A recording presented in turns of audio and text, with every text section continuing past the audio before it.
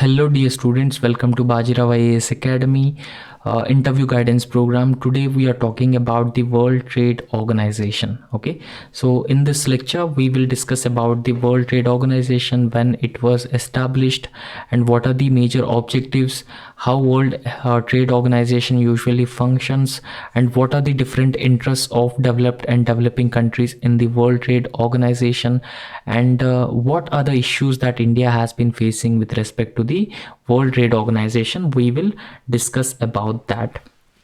So firstly, when we talk about the World Trade Organization, so this was established in the year 1995. Okay, so after the Uruguay round of negotiations or the consultations between different countries in the year 1995, the World Trade Organization was established under the Marrakesh Agreement. So please remember these facts. These facts are very important for the prelims examination. Okay, so it was established in the year 1995 after the Uruguay round of negotiations under the Marrakesh Agreement. So therefore, earlier there was a body called General Agreement on Trade and Tariffs. So this was the body, and this was also part of the Bretton Woods. However, this Marrakesh agreement after the Uruguay round has actually replaced the General Agreement on Trade, Tariffs and Trade. Okay, so after that we need to talk about the headquarters of the World Health Organization. So its headquarters is in Geneva, Switzerland. The headquarters of the World Trade Organization. Now here one thing that we have to understand is that World Trade Organization is the only global international organization so that deals with the rules of trade between different nations.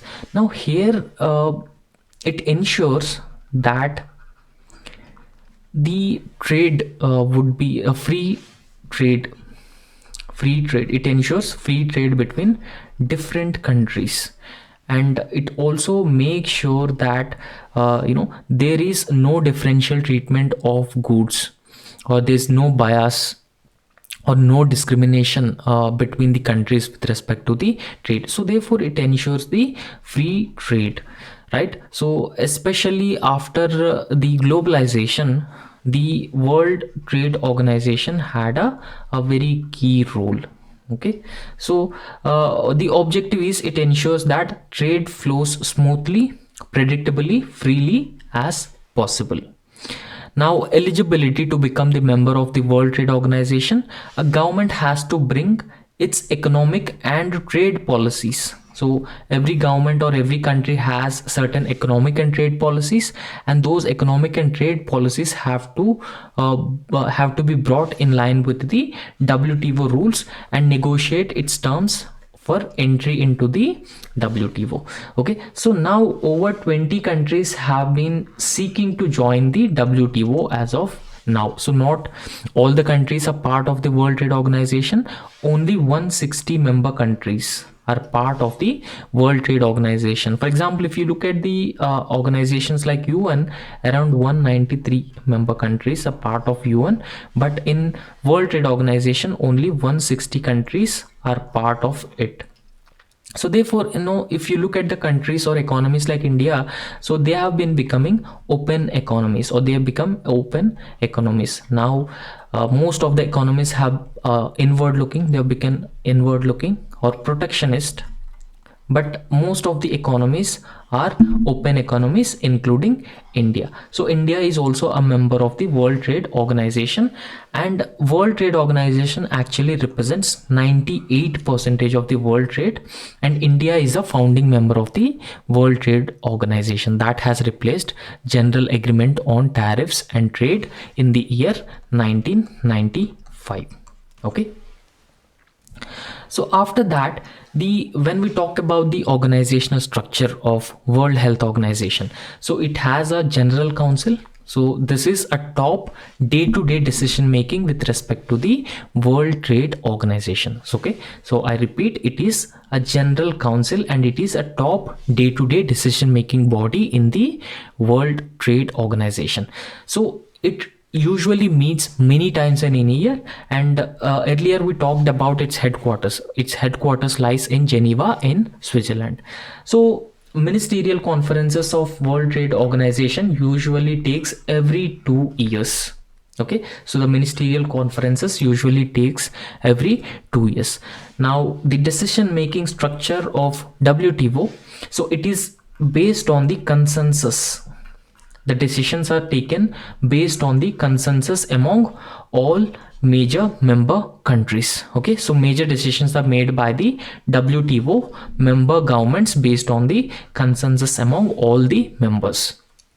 So when we talk about the budget of WTO, most of the income usually comes from the contributions by the member countries. So WTO now have 160 member countries. So functions of WTO, what are the major functions, most important functions of the WTO?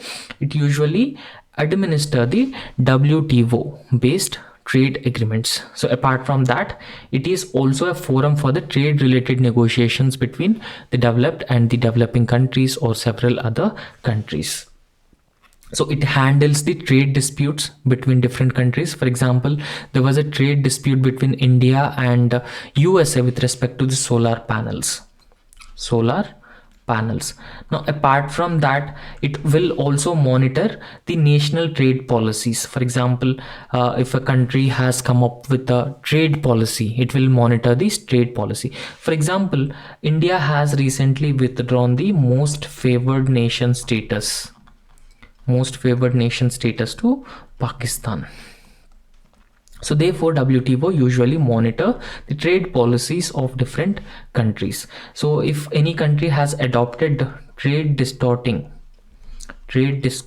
practices, then the World Trade Organization would issue necessary precautionary measures to ensure the trade is free, fair and smooth. So after that, WTO also provides the technical assistance and training for the developing countries, and cooperation with other international organizations is also one of the most important function of the World Trade Organization. Now World Trade Organization has been facing a lot of challenges. Okay, so because of this reason, countries like India have been talking about the multilateral reforms. Now when we talk about the World Trade Organization does not have a functioning dispute resolution body. It does not have the properly functioning dispute resolution body. And in fact, in the World Trade Organization, developed countries very often impose discriminatory trade practices on the developing countries. Okay, developing countries. And in fact, these developed countries have been very often protecting their own interest at the cost of these developing countries. So there was a de minimis with respect to the World Trade Organization. So this de minimis has held that the subsidies which actually distort the international trade should not be more than 10% with respect to the developing countries like India, and 5% for the developed countries like West and US.